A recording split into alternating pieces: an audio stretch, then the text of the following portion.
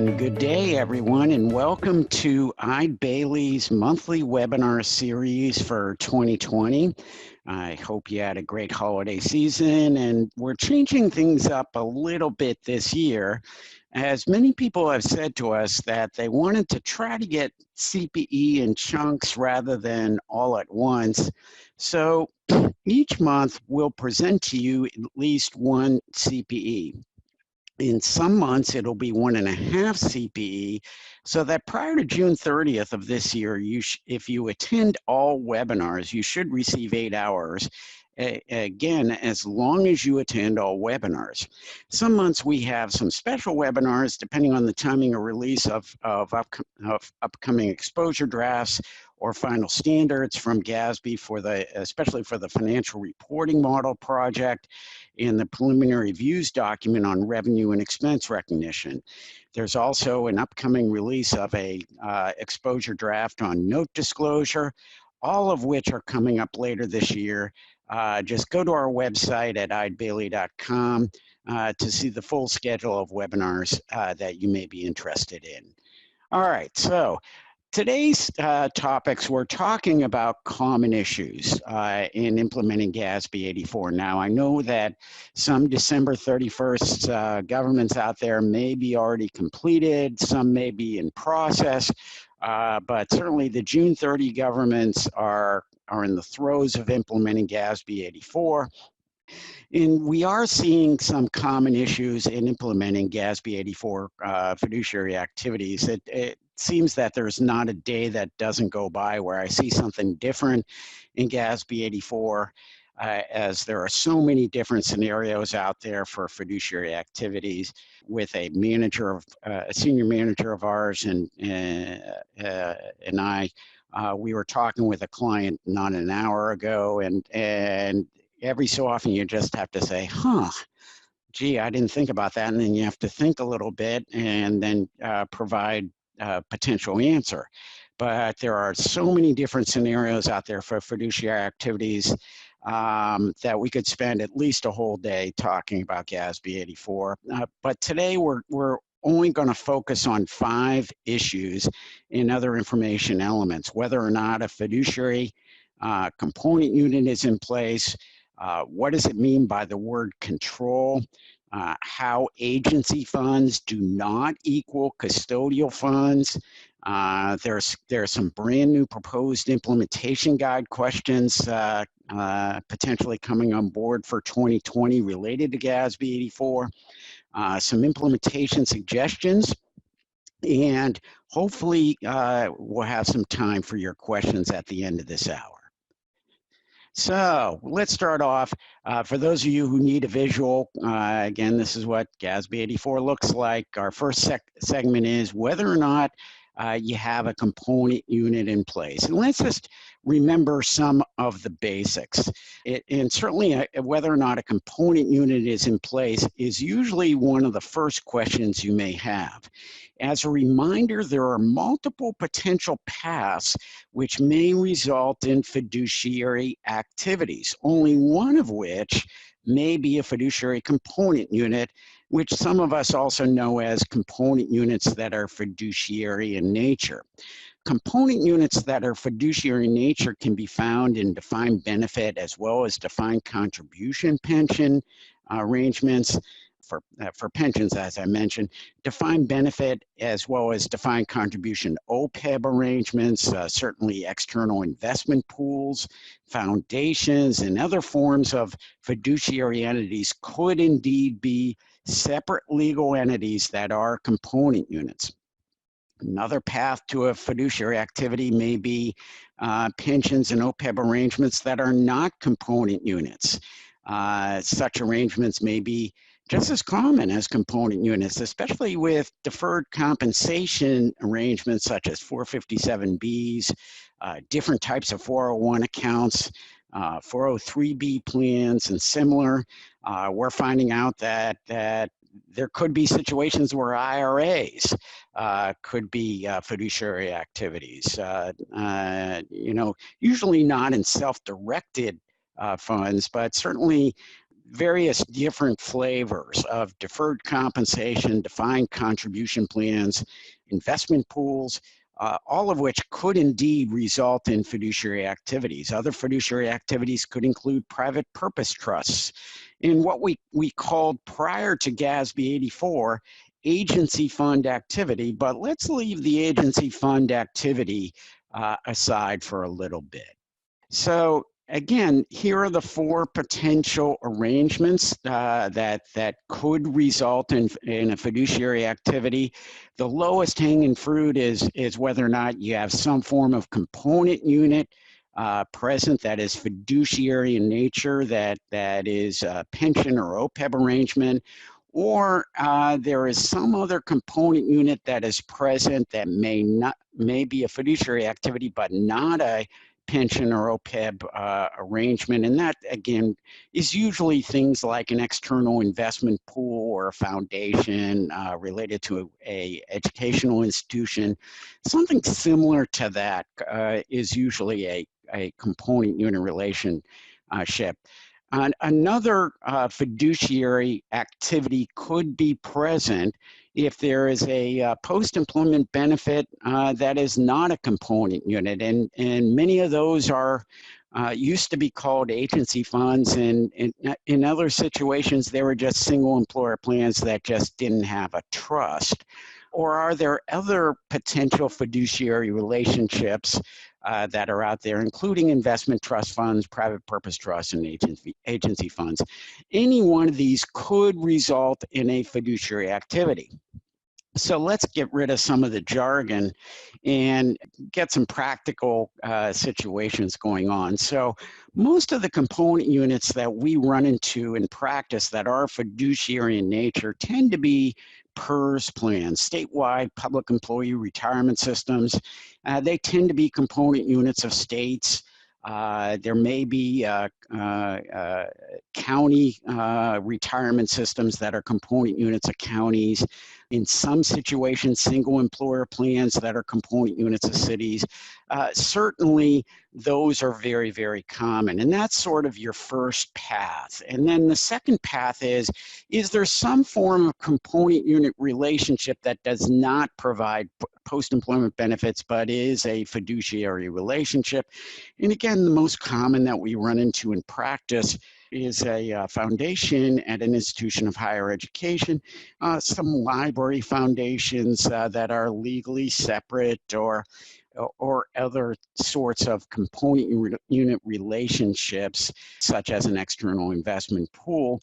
Are there, the third path is, are there post-employment benefit arrangements that are not component units? And again, we see this in city plans. I have an example up here, a city OPEB plan that is solely for the city and its component units, that's not held in trust. And prior to GASB 84, it was held in a agency fund. And now with implementing GASB 84, you got to do a bunch of analysis. We'll talk about implementation coming up later on this hour. And then, are there any other potentially fiduciary activities? Endowments, clearing accounts are among the most important aspects that you may have to analyze. Trust funds, the word trust does not always mean a fiduciary activity, and you have to think about that a little bit. And so if you say yes to any of these, there could be a fiduciary relationship, or there may not be a fiduciary relationship. One way to think about whether or not a fiduciary relationship exists is to draw a flow chart. And the first flow chart you may want to consider is a component unit, whether or not a component unit relationship exists. And of course, we could spend at least a few hours talking about the different flavors of component units. And in fact, we're going to have a webinar coming up talking about component unit relationships in February, because we have a brand new statement out there, GASB Statement 90, that needs to be implemented, which does change component unit relationships or relationships with other entities slightly. So we might as well go through them in February. But when does a fiduciary activity result in a component unit relationship? Again, there are two potential paths. The first question always is there a legal separation? If not, then the relationship is not a component unit, but there still could be a fiduciary activity. Assuming there is a legal separation, which could be indicative in a trust agreement or something similar, but assuming there is a legal separation, the next question is, does the government appoint a voting majority of a board or act as a board? The last phrase I mentioned, or act as a board, is important, as in many situations, the governing board adjourns and then a few minutes later reconvenes as the component unit's governing board. Or administratively, it acts as the board if there's no separate governing board of the component units, such as in many deferred compensation situations. For example, I've gone before clients at a PERS plan, and then the PERS plan board adjourns, and then the plan, a subset of the plan members reconvene as a committee that runs a deferred compensation plan. If that's the case, in effect, that subcommittee is a governing board. If the government does not appoint the majority, there still could be a component unit relationship if there is a financial burden on the government. So that would be the case if contributions are required to a pension or OPEB arrangement. So for example, in many 401A situations, there is a mandatory or at least voluntary matching requirement that's set up in the plan document. And as such, there is a financial burden on the government.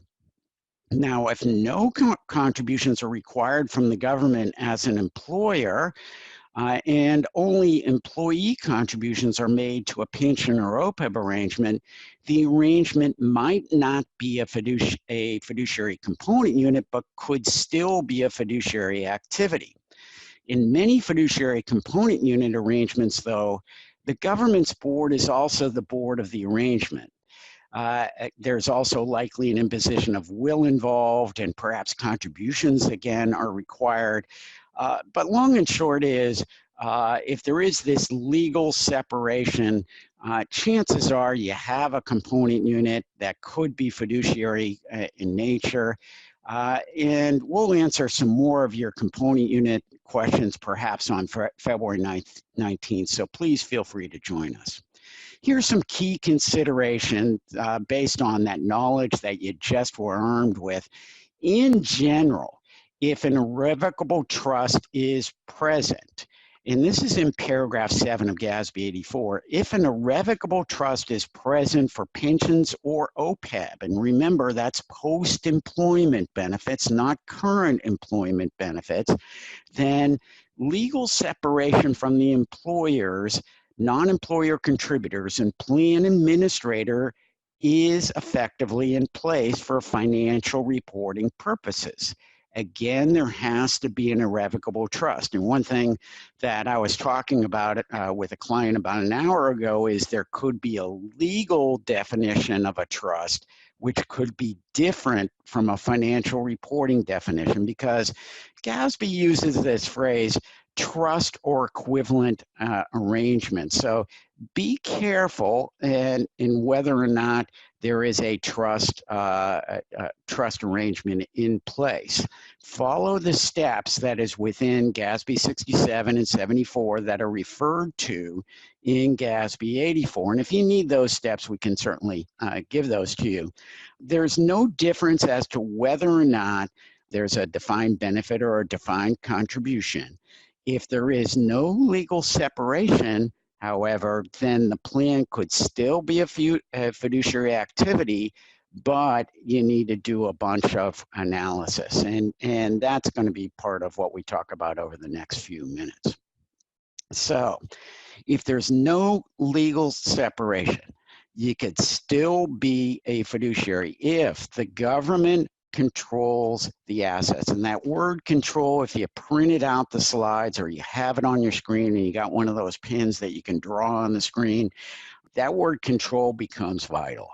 The government could control the assets if the plan is administered through a trust.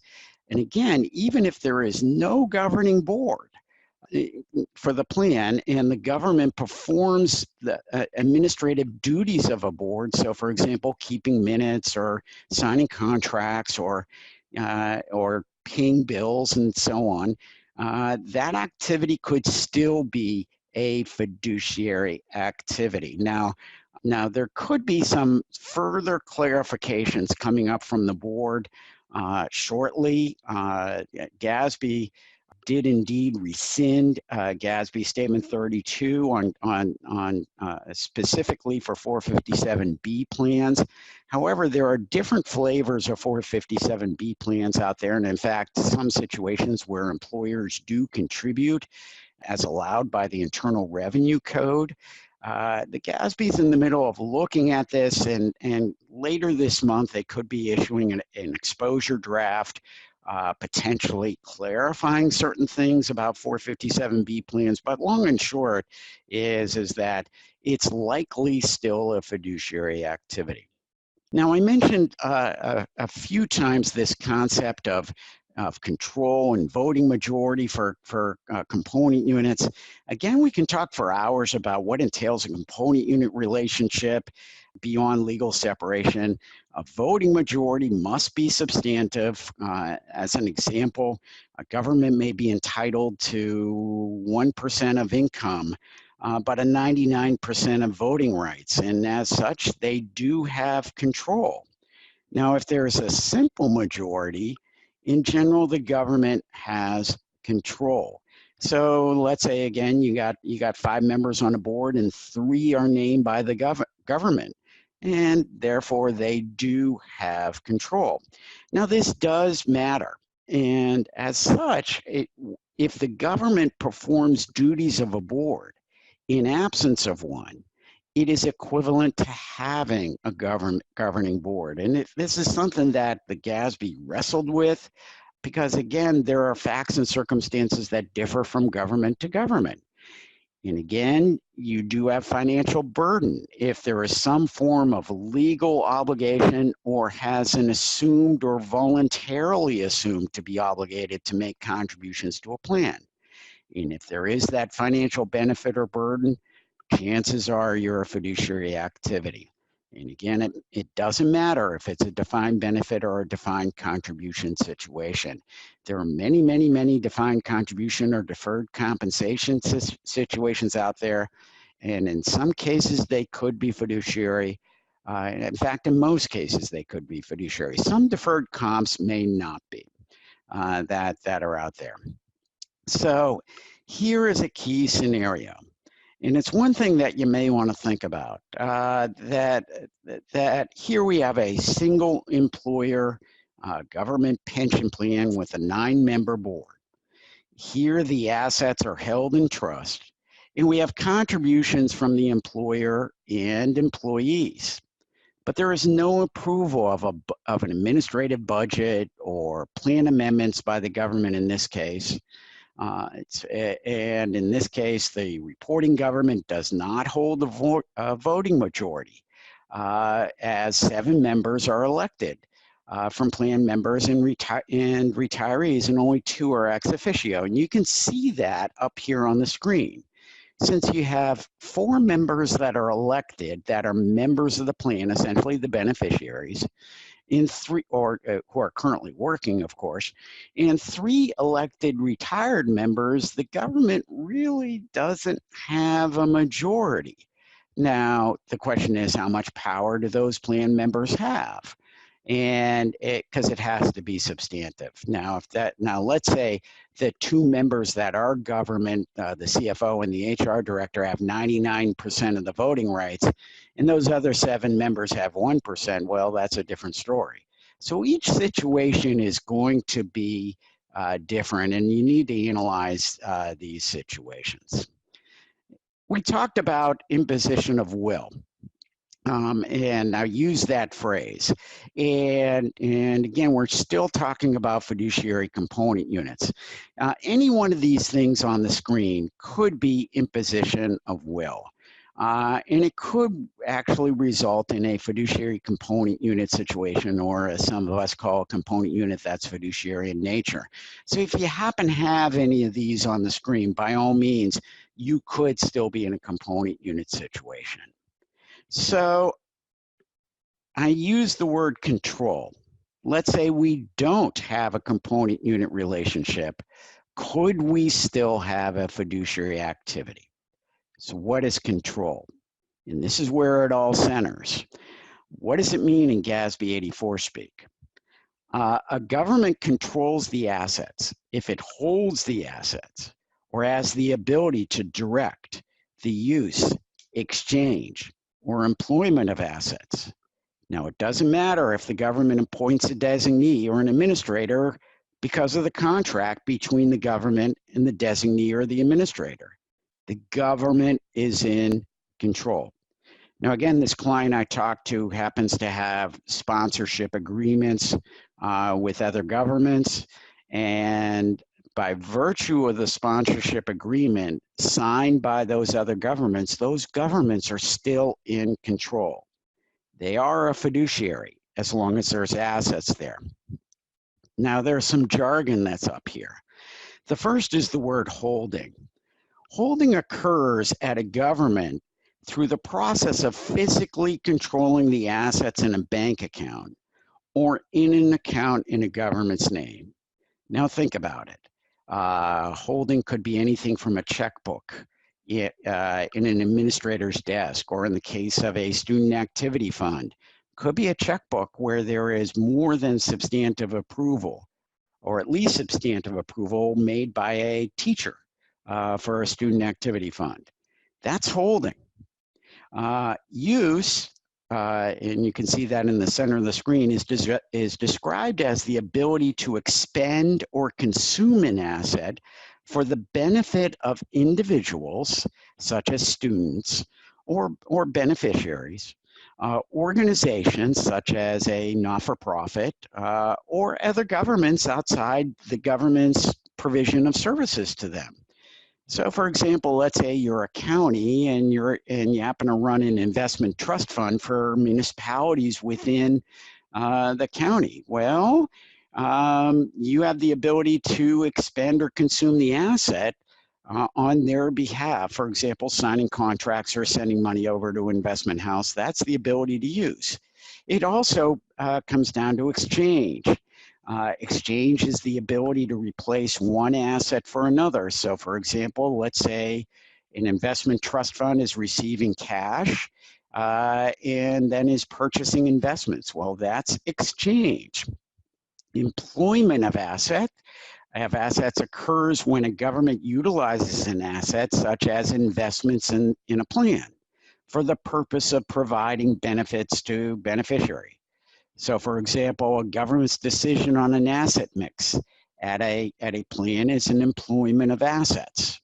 Furthermore, a government's designation of a bank or an investment provider to manage the plan on the government's behalf, and you have a contract that is signed, that's also an indicator of an employment of assets by virtue of that contract or agreement with a bank or an investment provider. The government remains the fiduciary through this arrangement and therefore is in control, and by virtue of that control, it must report a fiduciary activity. And again, restrictions on the assets do not matter. Here's an example of control that shows that there could be many different flavors of control. Here we have a county government.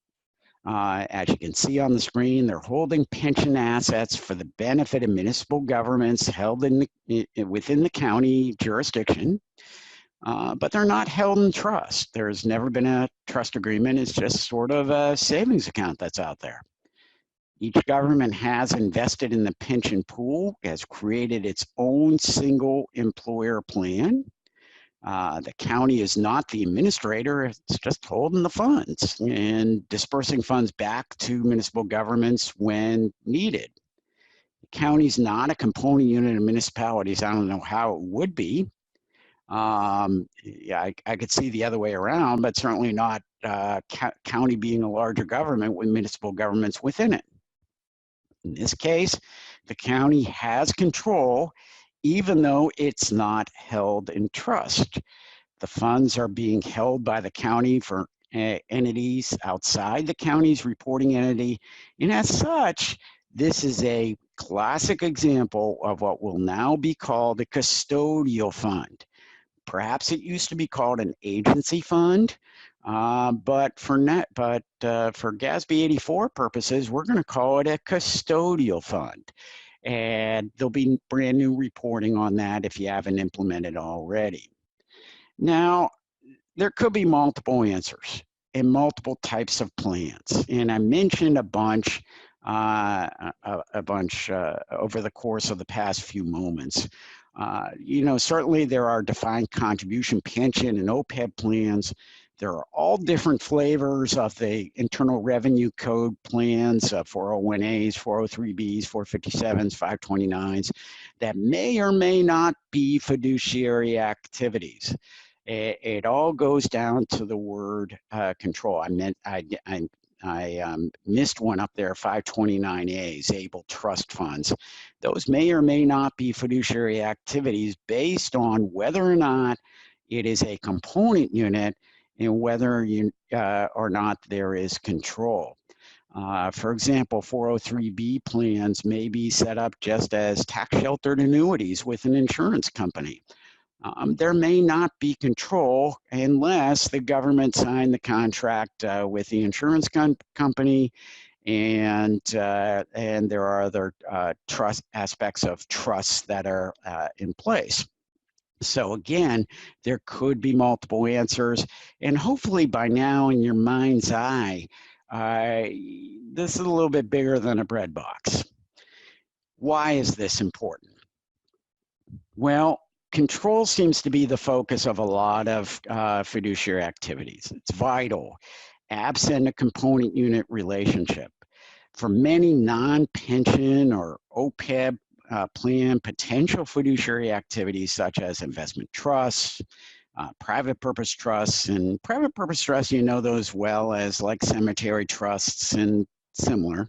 Or other custodial activities if the government controls the assets, and the assets are not derived solely, and that word solely becomes very, very important. And again, if you have this on your screen and you can, or print it out, you may want to circle that word solely. Solely means singularly from the government's own source revenues.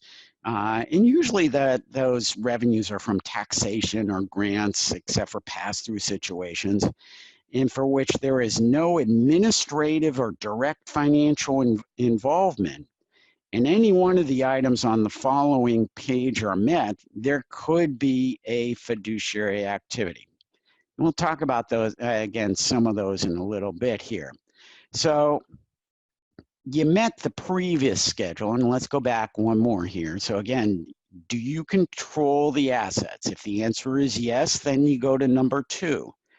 Are the assets not derived either from solely the government's own source revenues or from taxation or grants or pass-through of which there is no administrative or direct financial involvement? And then you have the following. Are any one of these 3? Are the assets administered through some form of trust agreement or equivalent arrangement where the government is not paying itself? Or the assets are dedicated to providing benefits to recipients? Or the assets are legally protected from the government? Now, as I said on the right-hand side here, most defined benefit and defined contribution plans that we run into meet at least this first criteria on this slide. because, quite frankly, there's no such thing as a pension plan that is set up where the city government that set up the pension plan is also the beneficiary. That's not a pension plan. Certainly, in the case of most pension plans, defined benefit or defined contribution that I've ever seen, they're dedicated to providing benefits to recipients. Now, granted, on defined contribution plans, there is a case where if somebody does not meet vesting provisions, they may forfeit employer match, and the employer match goes back into the pool for other employees. But of course, the person who forfeited the employer match gets their own contributions they put in, plus investment return in accordance with plan terms. Now, that's not providing a benefit back to the government. It's just the way that defined contribution plans work. Or the assets, and the assets are legally protected from the creditors of the government. So if somebody's suing the government for a tort claim or something similar, they can't attach the assets that are held in trust. And these are the most common, the three required elements ostensibly for a trust or equivalent arrangement. So that's just the first criteria. The second criteria is where the assets benefit individuals and the government does not have administrative or direct financial involvement with the assets, and they are not providing goods or services to those individuals. So on the right-hand side, I give you a big caution. You could say that many student activity funds fit into this category. But in many situations, student activity funds are subjected to administrative or direct financial involvement because, quite frankly, you don't want to have 8th graders trying to decide how to spend money. It just doesn't work that way. Now, those of you who are parents of school-age children, you understand. When you get to the college level, chances are that might be a different scenario. But in many, many situations in school districts, there is administrative, there is direct financial involvement. What is direct financial involvement? We'll talk about that in a little bit. But be that as it may, most of the student activity funds that I've run into so far in practice, there is some form of administrative and direct financial involvement. What does that mean? It may mean that by virtue of not checking off of that category, you could run into a situation where student activity funds are really governmental funds or business type activity, but most involved is probably governmental funds instead of the current agency funds, which many of them are held in. The third criteria are the assets are for the benefit of organizations or other governments that are not part of the financial reporting entity and are not derived by providing goods or services to those organizations or governments. And I mentioned on the right-hand side, funds raised by students for not-for-profits. That's classic. Another one could be where a state government collects taxation on behalf of municipal governments that are within the state, and certainly in states that I've dealt with, or when I was a deputy controller of a state, that was a multiple billion-dollar quarter practice where we collected taxation, sales taxation that's passed through to another entity. And as such, that sales taxation is just a pass-through grant. There wasn't any goods or services that were provided back to the state. It's just collected on behalf of those other entities. Now, if you happen to have any questions on some of these criteria, some of which are pretty finite, particular situations, you may want to take a look at the Fiduciary Implementation Guide that came out last year. I mentioned administrative involvement and direct financial involvement. Administrative involvement in a classical sense is where a government is a granting agency and passes through funds to local governments, and then has to monitor for eligibility, and we call that subrecipient monitoring. The government signs the grant agreement with the federal agency, and then as part of the grant agreement must pass through to local entities, including not-for-profits, and as such, they have to monitor for compliance, gather reports, test for compliance, actually do due diligence out at the local government or the not-for-profit. Administrative involvement is very, very common, especially in the granting world. Direct financial involvement is where you are actually providing matching resources for those activities. And again, for those of us who deal with granting, direct financial involvement is matching or level of effort. And so, for example, let's say there is a 50-50 match. Sometimes that's accomplished through payroll that is charged to that federal grant, showing that that personnel are actually working on that federal grant. In other cases, there's actually cash funds that go through and get passed through to as part of the granting activity. Now, there may be some form of liability for disallowed costs, especially if there's some form of subrecipient activity, and matching and level of effort are required from them as well. So where does this all get squishy? And squishy, I like to use that as a technical term because, quite frankly, you can't say blanket, yes, this is in, no, it is not, on all these things that are on this screen, especially scholarship funds. In many cases, there is no direct financial involvement. There is no administrative involvement in deciding on scholarship funds. So, for example, in an alumni situation where alumni provide scholarships, even though, yes, they're alumni of the institution of higher education, well, guess what? There's no direct financial involvement, and there's probably no administrative involvement there from the school district or from the institution of higher education. I mentioned student activity funds before. Those of you who are on PTOs or PTAs, chances are that's not a fiduciary activity of the school district. I don't think as a parent you'd want that to be a fiduciary activity of the school district, especially if you're in control as a PTO or a PTA. Student club funds could be. Could very much could be, and in fact, in many situations, there might be legal or regulatory provisions that require administrative control because, again, quite frankly, you wouldn't want an 8th grader to actually run the student club. Payroll withholding.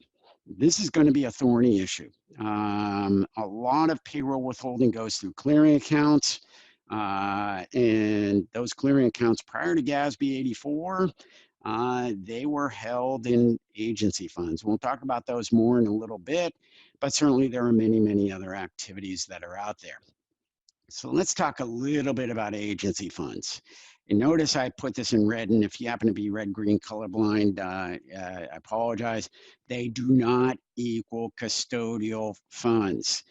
Don't just move your agency fund and say, yeah, just because it's an agency fund, it must be a custodial fund. Nay, nay, nay. That is absolutely untrue.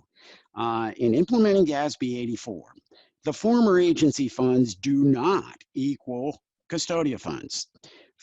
Furthermore, one of the problems that we're running into is that funds set up for internal government agencies or departments and called agency funds are not custodial funds, and probably shouldn't have even been agency funds, but they were set up however many decades ago. And for whatever reason, they were just continued on even though we implemented GASB 84. In custodial funds, assets do not equal liabilities as they did in agency fund. And they're going to be the custodial funds that will end up are going to be primarily fiduciary activities that are not held in trust, such as pass-through activities and similar. And I mentioned a pass-through activity where, say, a state or a county collects funds on behalf of other governments in its jurisdiction. That's going to be a classic custodial activity. Custodial activities are not going to be withholding accounts or zero balance clearing accounts. There's going to be special provisions as well for business type activities with custodial activity. Now, such activity within a business type activity only needs to be reported separately from the business type activity if the assets are held 3 months or more. This is a special dispensation for business type activities. So let's say you're a single function business type activity, say a water system or a sewer system, and you just so happen to have custodial activity that's there. That's fiduciary in nature. If you're just holding those funds for less than 3 months, they're reported as part of the business type activity. You don't need a separate column that has your assets and liabilities and so on for that custodial fund activity. As such,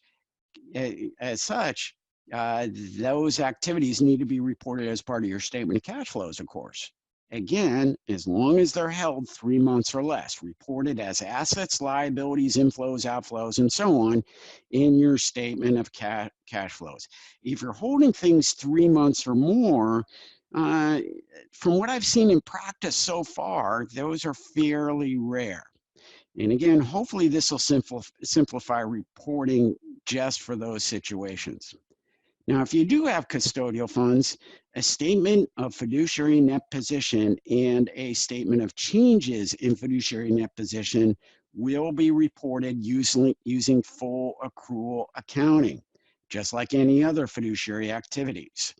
Now, before you get shock and awe and saying, gee, I got a lot of transactions going through those accounts every year, you can combine a bunch of those like transactions especially within the statement of changes in fiduciary net position. But long and short is no more assets equaling liabilities. Those days are over with the implementation of GASB 84. So how do you do that? Transitioning to GASB 84 is going to be a little bit of a challenge for agency fund activity.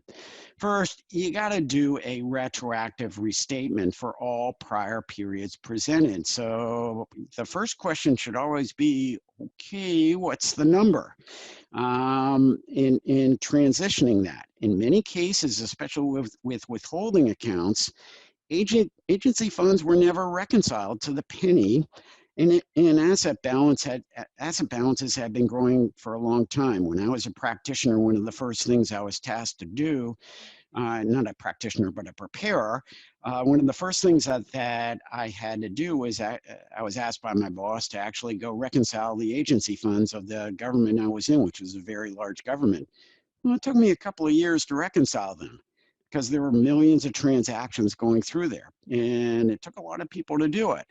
And so finding that number becomes a real challenge. When GASB 84 is implemented, withholding accounts will be now reported where the payroll is generated.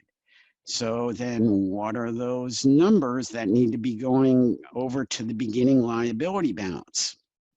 Furthermore, those could be material changes, which may trigger a change in the auditor's opinion unit in very extreme circumstances.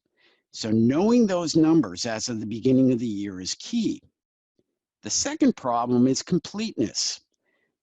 Do we have all the elements that are custodial in nature in those funds? Or as some say, what is the known unknown?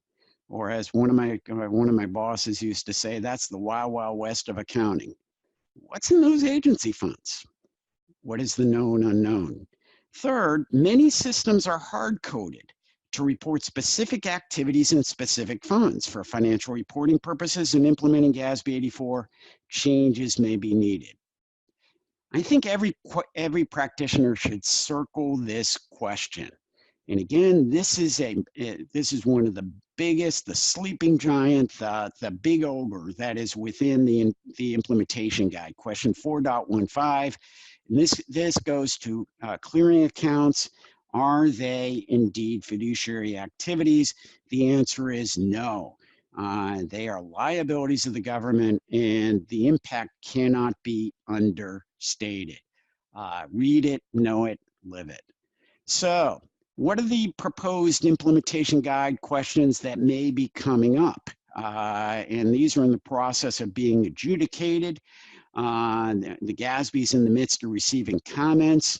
There are going to be 3 new questions involving fiduciary activities, 2 questions which could be construed as fiduciary activities, and 2 amended questions that are currently within the implementation guide.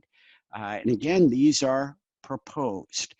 The first question, this one was hotly deliberated, and in fact could have been in the existing implementation guide, but was pulled back at the last minute due to additional information on the fact pattern needed from stakeholders.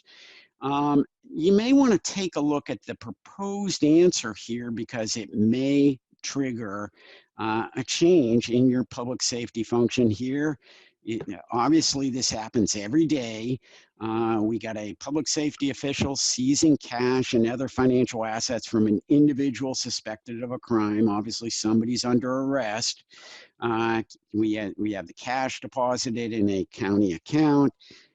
The assets are held until trial and verdict, and the assets can't obviously be spent until that happens. Now, the proposed, and I underscore the word proposed answer, is that the assets meet the control criterion. They're not derived from the county's own source revenues. There is no administrative involvement or direct financial involvement because it's up to adjudication. It's a separate function of operations. As such, it's a fiduciary activity. And by the way, there could be another flow going out to a federal agency, especially if there is federal crime involved. So you may want to take a look at that question and see what you think. That's 4.4. Here are 2 other questions, 4.5 and 4.6. They have to do with club funds and class resources. I know 4.6 has triggered a little bit of back and forth in various stakeholders that I interact with. In terms of the school district holding senior class resources. Here, though, the senior class collects money and can only be spent on that particular class, not next year's senior class, only that particular class. And the GASB has proposed, it's not final, that the district in this case does not have administrative involvement, and it's because the guidelines that are within that question are too general in nature and not restrictive. You may have a different take on that. And again, these are just proposed. So how do you go implement GASB 84? Hopefully over the last close to 50 minutes, and we're coming towards the end of our CPE hour, hopefully you've put in your mind's eye that this becomes a real exercise in completeness. Do you have it all? Especially if you have a lot of agency funds or a lot of student activity funds that are out there. I know of one client that has hundreds of student activity funds. The question really becomes, do you have it all? And oh, by the way, do you happen to have all the information that you need to adjudicate whether or not you have a fiduciary activity? And you may need to pull laws, regulations, trust agreements, sponsorship arrangements with third parties, contracts, as to whether or not you do have control. Compare each activity to what is in GASB 84. And again, there could be variations based on student activity funds, defined contribution plan, trust agreements, other contracts, 403B plans might not even have trusts, or they may just be tax sheltered annuities. Control or it may or may not be present in each case and may be different. You're going to have to document all these decisions and discuss it with your audit team. How did you make those decisions? And of course, don't forget about component units. And if there's one time to really address whether or not a component unit is in place, it's the implementation of GASB-84. Document it, document it, document it.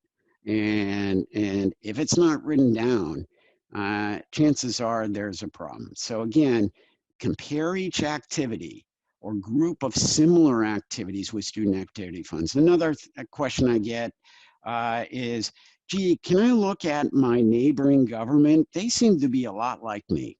Are they actually, since they implemented fiduciary activity on this particular activity, I think I need to implement fiduciary activity. No, no, no. Do not copy from your neighbor. A good way to really, think about how to document is to consider a spreadsheet or a database. And I've given you a checklist on this screen as to what you might want to put in some form of spreadsheet or database, or even a Word file. If you want to go old school and use a paper document, be my guest. Use a spreadsheet or a database, document your decisions, and again, follow the criteria that's within GASB 84, and follow the aspects of control. Document your conclusion that you're made. We think this is a fiduciary activity, or we don't think there's a fiduciary activity.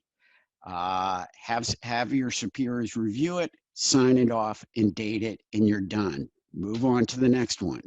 This sheet here is probably a pretty good checklist, obviously put into a PowerPoint. But one thing that I've seen clients do is take a look at the non-authoritative decision trees that are in the back of the printed copy of GASB 84.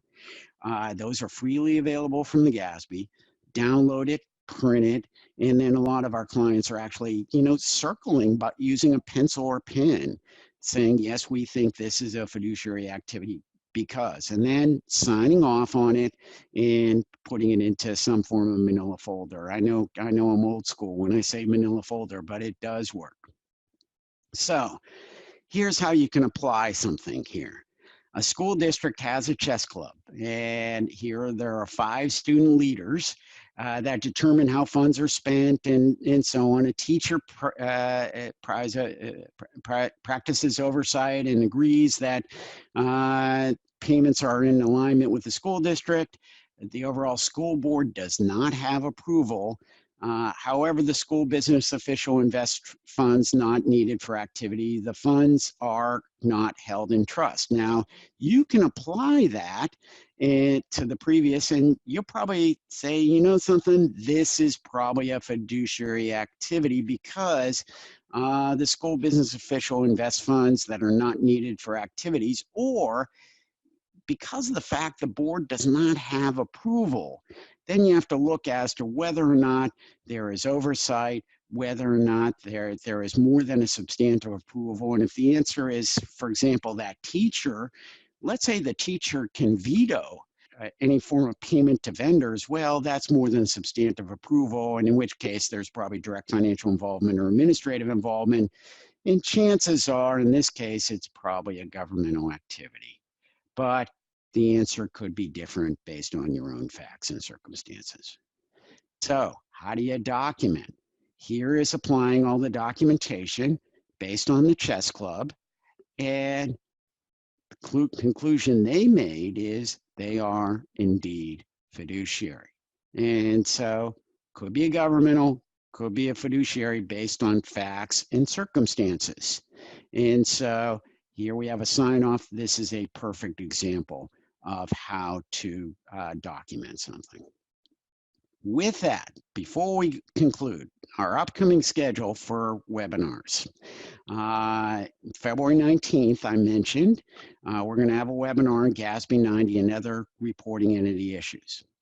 Coming up on March 3rd of 2020, we're going to go through GASB-84 one more time, and that's going to be an hour and a half. One more time, and those are for our June 30 clients that are out there. Just one more time, lessons learned. Coming up on a week later, and this may move, but for right now, on March 10th, we're going to do a special on the exposure draft that should be released by then for the note disclosure framework.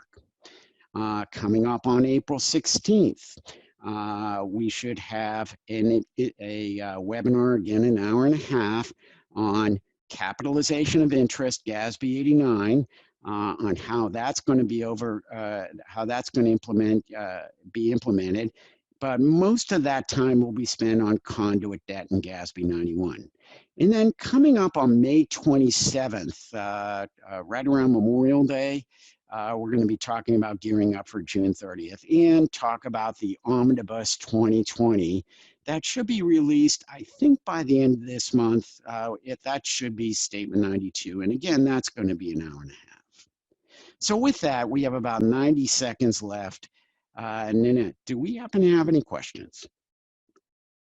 We do have a couple questions. One was actually in the chat, and it had to do if a group of teachers using the scholarship donor criteria selects the recipient of the scholarship, is that considered control?